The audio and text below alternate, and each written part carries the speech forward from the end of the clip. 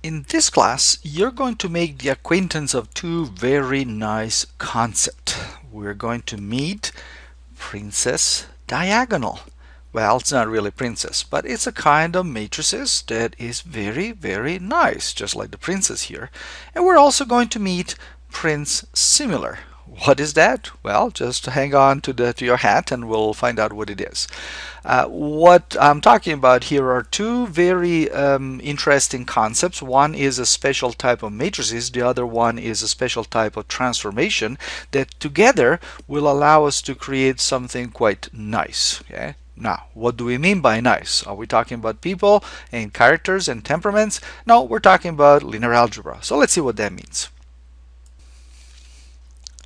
So I claim that diagonal matrices are nice matrices. Well, nice in what sense? Well, in the sense that they have some very nice properties. I'm going to list these properties and I'm not going to prove them to you for two reasons. First of all, they're very easy to prove and I would encourage you to do it on your own in preparation for class. But also we're going to review these properties in class and we're going to discuss anything having to do with the proof and making sure that you are convinced that all these properties are in fact true for diagonal matrices and that they are nice. Okay, so first of all, let's look at the first evidence that these matrices are nice.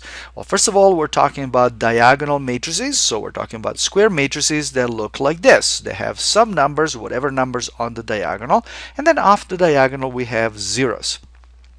Well, the set of n by n diagonal matrices ends up forming a subspace of the vector space of n by n matrices.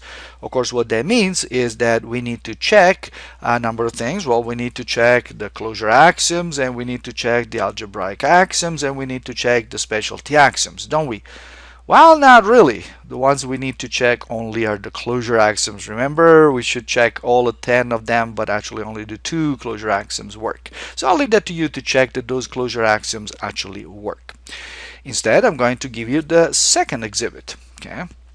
If you look at the product of two diagonal matrices, well, remember in general, the product of two matrices is done by that complicated and long method of doing row by column dot products and figuring them all out. Well, for diagonal matrices, we don't have to do all that. All we need to do is multiply entry by entry.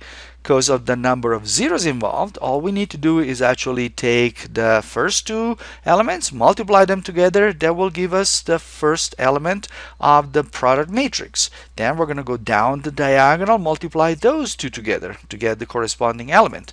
Then we're going to go down the diagonal again all the way until we reach the last element, and again the product matrix will be just obtained by multiplying these entries pairwise. Everything else is going to be 0.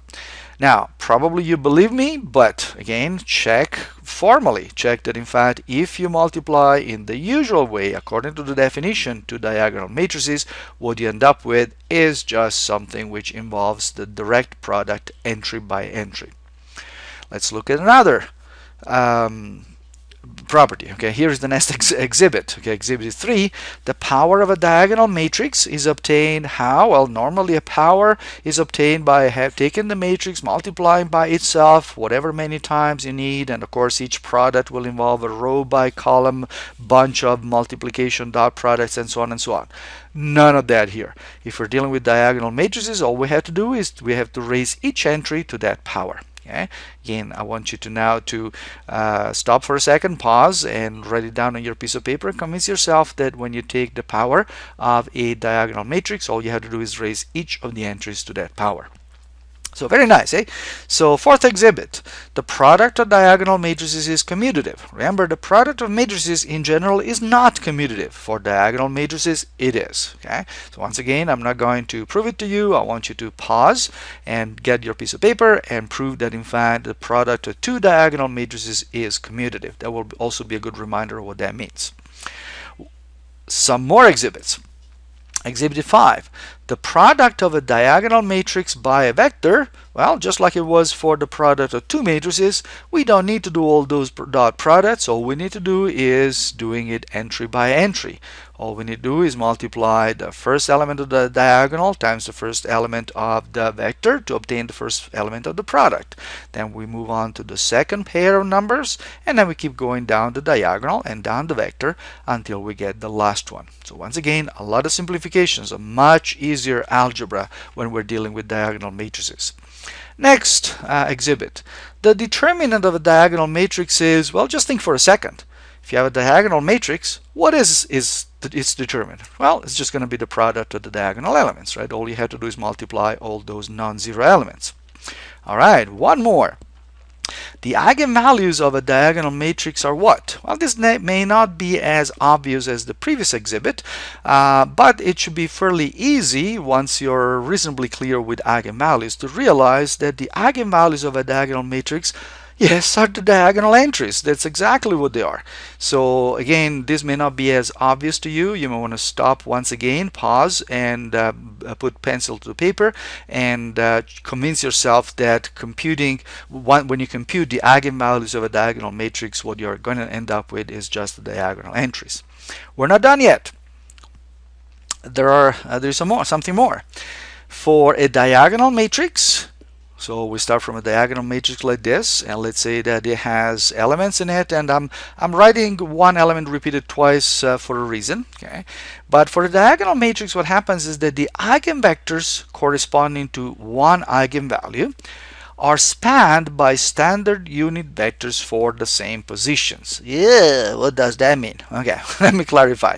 First of all, remember I just said that for a diagonal matrix, the eigenvalues are just the diagonal elements. Now, the diagonal may have different values all over, okay, or it may have the same value repeated more than once. Now, in order to find the eigenvectors corresponding to each eigenvalue, what we're going to have to do is simply figure out where those eigenvalues are. So for instance, in this case, the eigenvalue A is in position 1 and 2, and the eigenvalue B is only in position 3. That means that the eigenspace corresponding to A is going to be generated, is going to have as basis the two standard unit vectors that have the 1 in positions respectively 1 and 2, because that's where the A is. And similarly, the eigenspace for B is going to be spanned by a single vector, namely the vector that the standard unit vector that has the 1 in the last entry. So very easy again, and we don't have to do all the work that we need to do generally for a matrix in order to find out what the eigenvalues are, what the corresponding eigenvectors are, and so on.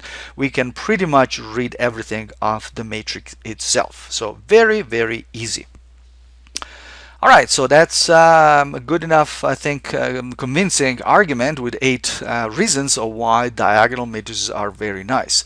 Oh, gee, if we could only work with diagonal matrices, wouldn't that be a lot easier? Wouldn't it make linear algebra a lot easier? Well, unfortunately, not all matrices are diagonal.